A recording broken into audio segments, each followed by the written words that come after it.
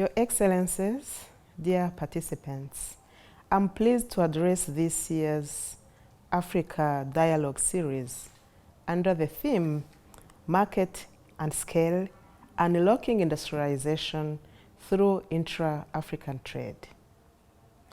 I applaud that you have chosen this theme in line with African Union Theme of the Year, accelerating the implementation of the FCFTA. I commend my sister, Ms. Christina Duarte, United Nations Under-Secretary General and Special Advisor on Africa, as well as Ambassador Fatima Kiari Mohamed, Permanent Observer of the African Union to the United Nations, for co-organizing the ADS in partnership with the relevant UN and AU agencies. I'm very pleased indeed with this partnership on Africa. Africa's outlook on trade and industrial development is facing challenges of the current global crisis, starting with COVID-19, climate change, and the Ukraine-Russia conflict that has exacerbated a food and energy crisis. Of particular concern is the climate change crisis, in which Africa is bearing the brunt, though its contribution to global warming is minimal. Africa is also traversing challenging moments of insecurity, threatening the peace, prosperity, trade, and investments in some of our member states and regions. It is therefore on this ground that implementation of the Africa Continental Free Trade Area and Agenda 2063 project holds the promise for Africa in order to ameliorate these challenges. This brings me to today's topic. One of the bright spots among all these challenges I mentioned is the progress we have made together in operationalizing the Africa Continental Free Trade Area. Just a few years ago, such an achievement was an aspiration at best. The agreement to establish the FCFTA was signed in 2019-18 by 44 countries. The number of signatories increased to 54 within a year. The agreement entered into force on May the 30th, 2019, and from the 1st of January in 2021 onwards, countries are able to trade under the FCFTA.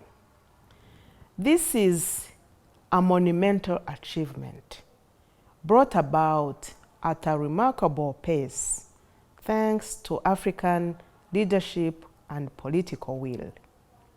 The FCFTA covers 55 countries, 1.3 billion people, and a combined GDP of $3.4 trillion. As such, it is the largest free trade area since the entry into force of the World Trade Organization, not only by the number of participants, but also by geographical area. Guided by this vision, we are now moving into the next complex phases of FCFTA implementation regarding issues like competition and intellectual property rights policies, digital trade, and the role of women and youth in trade. Africa's population is predominantly youth and women.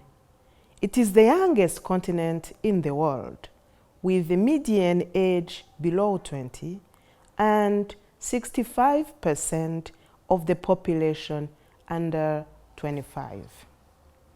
Africa's dynamic youth and women are the drivers of transformational change in Africa, built from the ground up. Women alone account for an estimated 70% of cross-border traders in Africa, which supports the income of around 43% of the continent's population.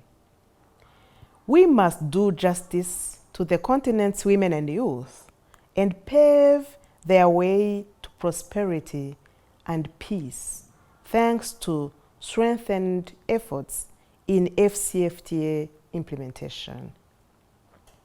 We must create a conducive business environment that promotes inclusion, economic development, and social stability for our continent.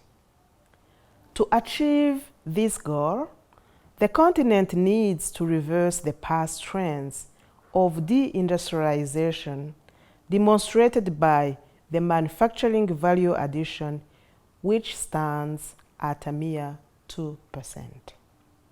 The continuous discovery of our vast minerals wealth should effectively contribute as a base for our industrialization instead of the traditional dependency on raw exports where fuels, ores, and metals have accounted for no less than 60% of Africa's exports in any year since at least 1995, simply volatile, exacerbating budgetary planning. We are now keen on maximizing value addition that can create jobs, accommodating the continent's 120 million African youth that are expected to enter the labor force over the next decade, towards a stable base for Africa's development. Therefore, in this regard, the implementation of the FCFTA must embrace industrialization by focusing on increasing productive capacities. Even light manufacturing will be valuable as it will not only produce the much needed goods that we are currently sourcing elsewhere, but also will create millions of much needed jobs. Africa has to be a market for itself. The composition of manufacturing goods in intra-Africa trade must grow higher and higher from 40% it is at today. The 17th extraordinary session of the African Union Heads of State and Government on industrialization and economic diversification, which was convened last year in Niamey, Niger, effectively summed the relationship between our newly created market and industrialization. It called for investments in skills, infrastructure, and adequate financing for industrialization. It is only when Africa constantly treads this path shall we unlock our industrialization through intra-African trade. I count on this year's Africa Dialogue Series for contributing to this goal while looking forward to reading the outcome of your deliberations. Best of luck for that.